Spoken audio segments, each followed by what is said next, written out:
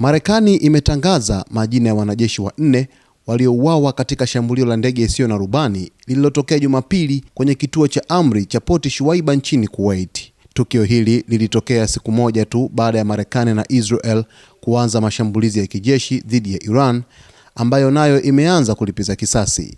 Wanajeshi waliouawa walikuwa sehemu ya kikosi cha akiba cha jeshi la Marekani cha 103 Sustainment Command kilichopo Des Moines, Iowa.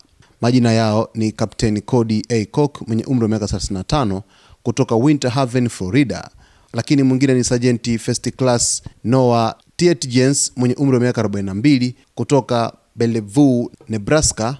Mwingine ni Sergeant First Class Nicole Amor mwenye umri wa miaka 39 kutoka White Bear Lake, Minnesota, pamoja na Spice Declan Cody mwenye umri wa miaka 20 kutoka West Des Moines, Iowa.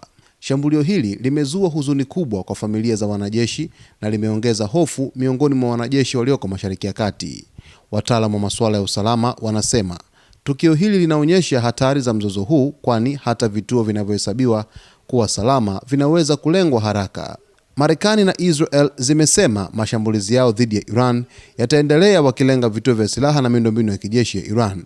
Hali hii imeongeza wasiwasi wa kisiasa ndani ya Marekani, huku wanasiasa wakitaka kuangalia upya mikakati ya kijeshi katika eneo la Mashariki ya Kati. Hali ya Mashariki ya Kati inabaki tete na mashambulizi haya yanaweza kuathiri usafirishaji wa mafuta na usalama wa raia wa kawaida. Wanajeshi waliouawa wameongezwa kwenye orodha waliokufa kutokana na mzozo huu unaoendelea, na familia zao sasa zinakabiliana na hasara kubwa.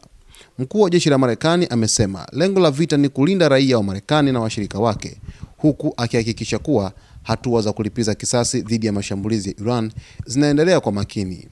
Hata hivyo, tukio hili linaonyesha wazi changamoto za vita vya kisasa vinavyohusisha drones na silaha za teknolojia ya juu.